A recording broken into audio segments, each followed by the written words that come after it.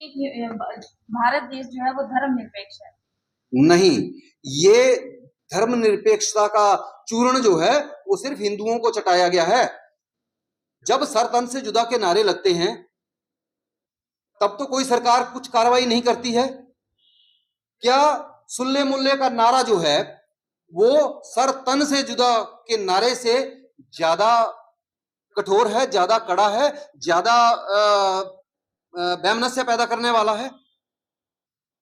ये सिर्फ हिंदुओं को ही ये चूर्ण चटाया जाता है।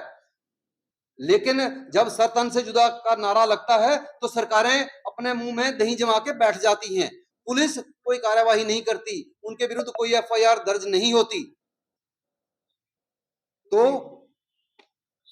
हमें उन लोगों की कट्टरता से बैर है, उनके छल से, कपट से बैर है, जो हमारी छोटी छोटी बच्चियों को अपना शिकार बना के ले जा रहे हैं।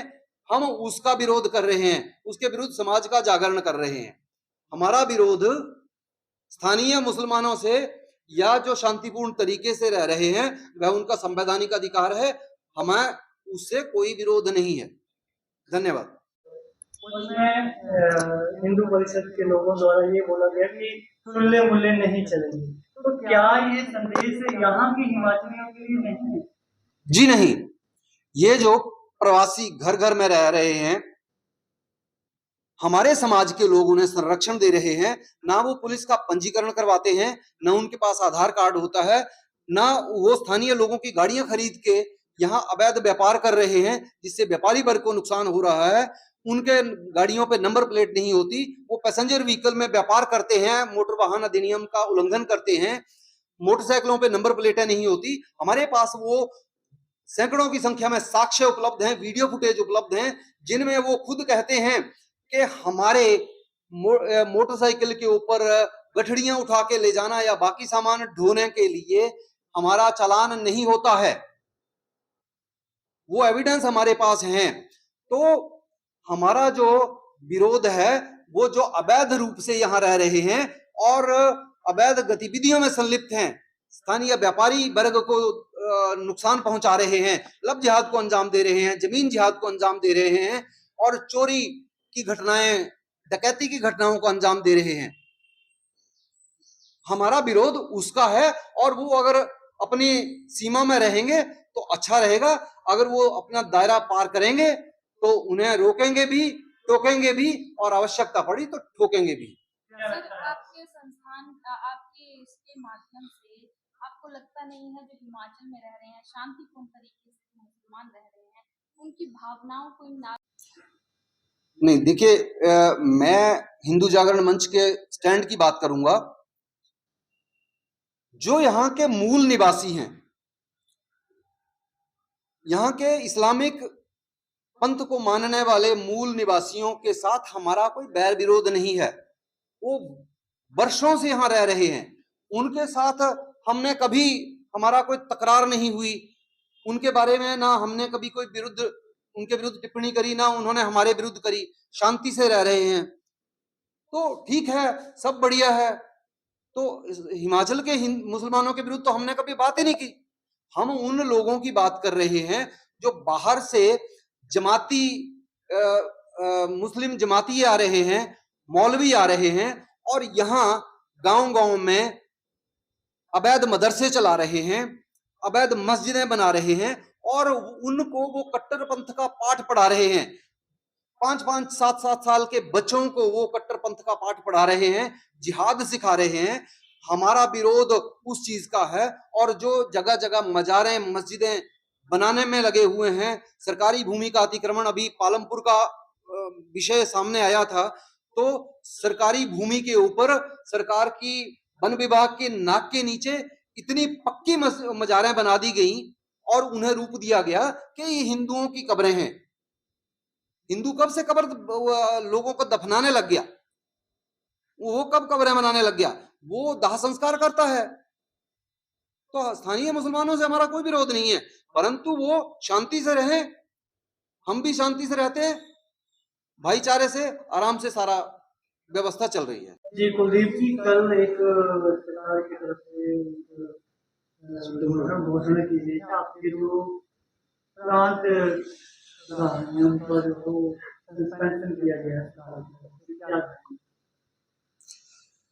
देखिए, एक ऐसा व्यक्ति जो हिमाचल में विभिन्न प्रकार के जो अवैध गतिविधियां हैं इस्लामिक जिहादियों द्वारा चलाई जा रही हैं, जैसे जमीन जिहाद है, लब जिहाद है, आर्थिक जिहाद है, इस प्रकार के बहुत सारे जिहाद हिमाचल प्रदेश में सक्रियता से चल रहे हैं।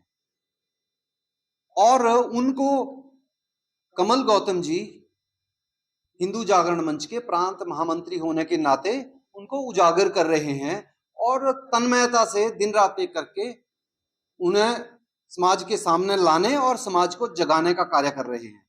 परंतु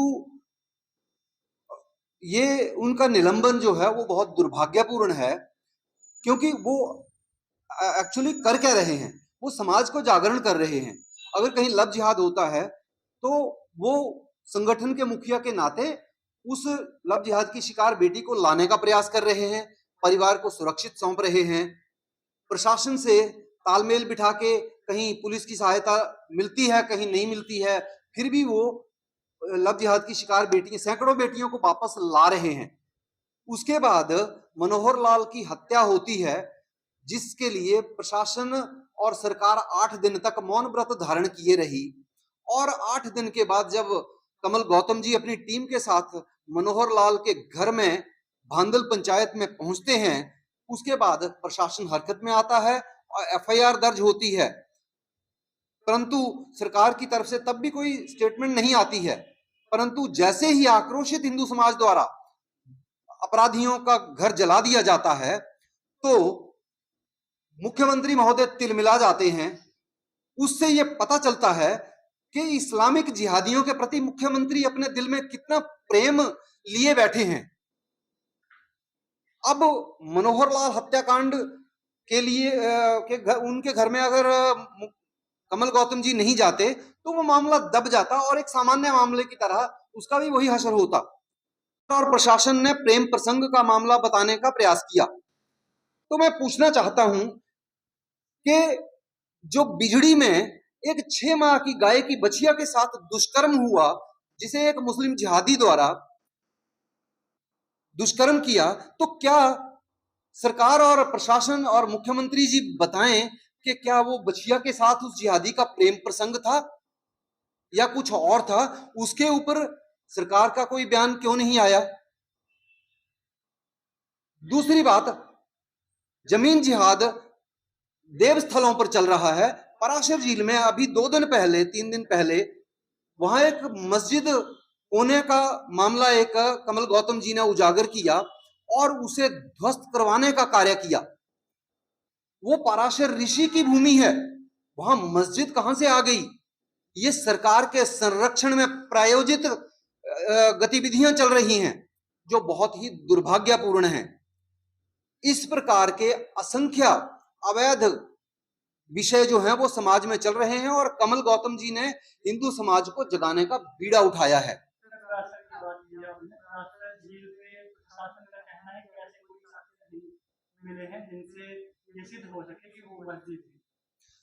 हमारे पास गूगल के स्क्रीनशॉट्स हैं जो गूगल मैप्स पे दिखा रहे थे कि वहां एक प्रशांत मस्जिद नाम था उसका, वो गूगल मैप पे रजिस्टर्ड थी और जब उसे तोड़ा गया उसकी वीडियो फुटेज है। और जैसे ही वो ध्वस्त की गई तो गूगल ने उसे अपने मैप्स पे भी तुरंत प्रभाव से हटा दिया। तो सरकार जो है वो सारे विषयों में लीपापोती और जिहादियों को संरक्षण देने और उन्हें बचाने का कार्य कर रही है और हिंदुओं के विरुद्ध जो जगाने में लगे हुए हैं उनके विरुद्ध दमनकारी नीति अपनाए हुए है, उन्हें डराने दबाने धमकाने का प्रयास किया जा रहा है। और कमल गौतम जी का जो निलंबन है वो भी हिंदू समाज के लिए एक संदेश है कि हिंदुओं के पक्ष में बोलोगे, हिंदुत्व के लिए अपनी आवाज उठाओगे तो आपको दबा दिया जाएगा, आपको दमन कर दिया जाएगा आपका। सर बात कर रहे हैं